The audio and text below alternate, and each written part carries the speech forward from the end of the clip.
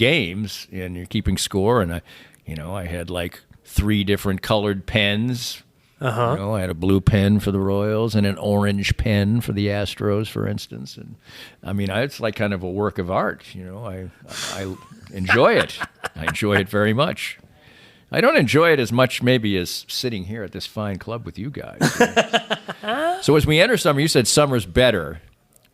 What are some of your favorite summer thing? Are you like a beach guy, Pat? Are you like, well, obviously you're a coaching guy, but coaching goes away a little bit in the summer too, doesn't it? Yeah, late summer, sure. Yeah, but I'm more of, the beach is fine. I like the lake, but I'm just a grill out and have fun with friends guy.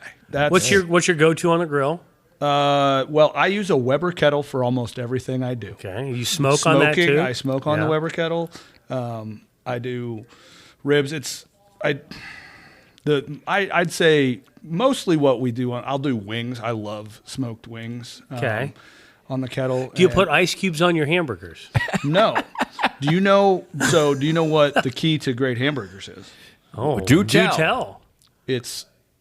I don't know if I want to tell now. Damn. Well, we've done this about 3 pods in a row. I saw some viral thing that said you should put an ice cube on your hamburger. Okay, ice cube I don't know about. It's water. It's just going to go through it. So what we do, my wife bought 90-10 Chuck one time. Right. And I was like, well, those aren't fat. That's a little lean. It's a little lean for burgers. Right. And so I was like, well, I need to up the fat content of these things. What do I do? So I literally used a cheese grater and grated a stick of butter into the burgers. I'm telling you, do it. It will change your life. Well, buy underfatted burgers and put your own fat in it. Wow. You get to put a different fat into it too.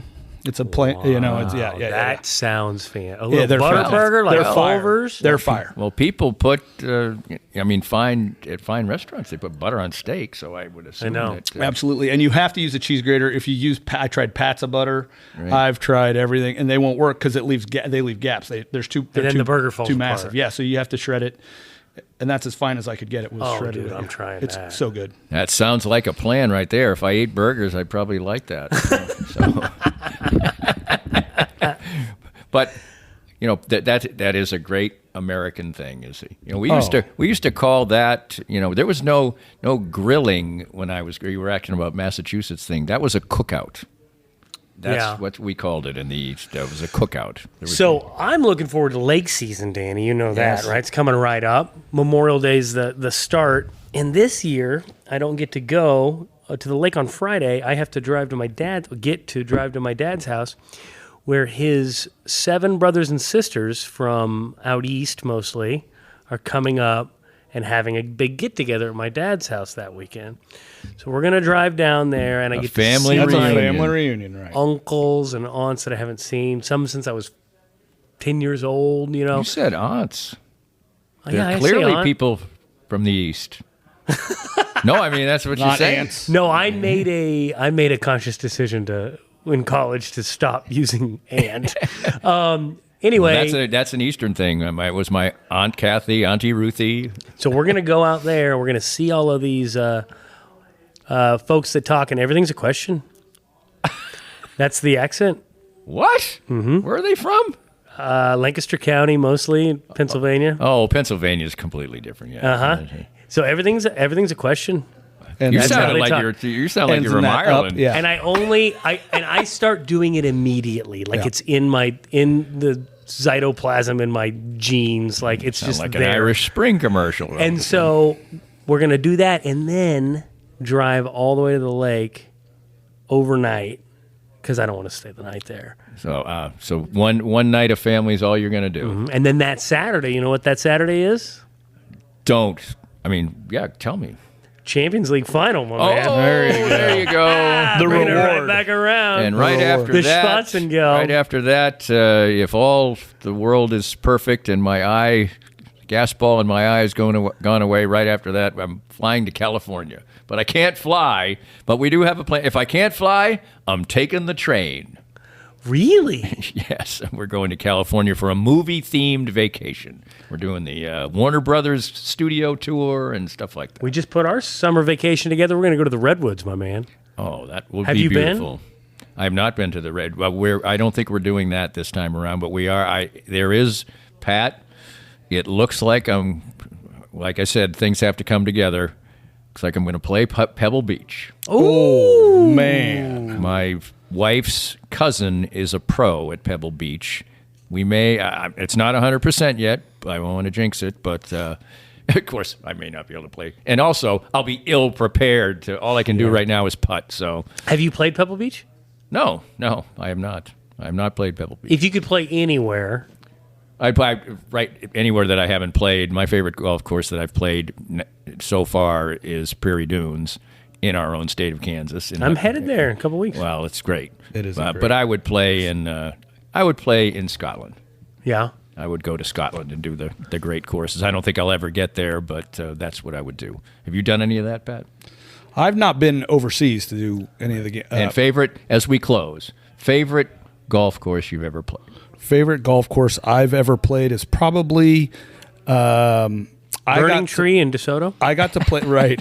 I got to play Torrey Pines. Oh, after it was set up for the Farmers Open one time. Wow, We did too. It's I awesome. played there, but I played the easier one before the renovation. Yeah, so I played there. Yeah, it's lovely. It is lovely. That is some thick rough. Did you have to try to hit one out of the rough? Yeah. That I is mean, they have a rough. mower that has a vacuum on the front of it that sucks the grass up and then chops the top of it off. Your ball goes in the rough there. You're just Unbelievable. toast. Like by the third hole, we're like, okay, it's pitching wedge only. I don't care where I am. I'm getting out of this lettuce. Yeah, I've played the plantation course in Hawaii in Kapalua. Oh, I I played there which too. is neat. Yeah, I played. So there really it is. Two cool course. great ones that we've each both played. Wow. There you go. Yeah, birdied the 18th for 79. Now, how long did you hit your drive? Was it 465 no, yards? but it was it was the longest drive Of course. I've ever hit. Of course. It's down. It's like 200 feet down the hill. Oh, It's really? and down a hill, and it's like a 660-yard Yeah, hole. yeah. But it is It plays literally super short. You'll hit the ball 100 yards. Both 17 and 18, you get to the highest point of the course on the 16th green, and then 17 and 18, you go tumbling down. I mean, it's a cool play. I mean, is a neat it's place. in Maui, so you can't lose. You know, And the fairways are about 8 million miles wide. But it's not an easy golf course, No. but it's just, Okay, so we'll end with this quick story. I was playing in the simulator the other day, and I played that course. Oh, you played Kapalua. And I hit a drive on 17, and I was like, I hit it like 300 yards. I was like, man, my driver's really coming around. And now you tell me that's not what happened. Oh, took it all away. that's even more downhill than 18. I think 17 is more downhill. So I was at Kapalua, sorry, to end with this story. I was at Kapalua for the Mercedes Championship in the year 2000. Oh, okay. This is peak Tiger Woods, right? Right. I'm standing and there's not a lot of people there because it's in Maui. It's hard to get to. So I'm standing at the intersection of where the walk-off for the players from the first green is to go to the second hole, to the second tee box. Yeah. I'm standing right there. Tiger's coming down the fairway, and all of a sudden I feel this little tug on my shoulder, and I turn around, and it's Tiger Woods' mom. Wow. And she's asking to be able to stand in front of me, and I said, You bet. Yes, you're more than I welcome. would. And so You he may. came by and he talked to his mom, to his mom right there, and I was standing about from me to this microphone away from him. That's awesome. It was neat at peak Tiger. Brushes with Greatness from Right. Pat Allen Yeah, of Santa Fe right. Liquors. Joe from the Swank Tank here at say the name of it again, Outdoors. Arrived Outdoors, and me just finishing up a Sierra Nevada right here on Thirsty Thursdays. What do we say at the end, boys? Salud. Salud. We hope you enjoyed the latest Danny Klingscale Reasonably Irreverent podcast. Come back soon for something fresh and new. This podcast was made possible by our great sponsors like Advanced Sports and Family Chiropractic and Acupuncture, with 8 convenient locations in the Kansas City metro. Dr. Brad Woodall and his friendly team will improve your health and outlook with every visit.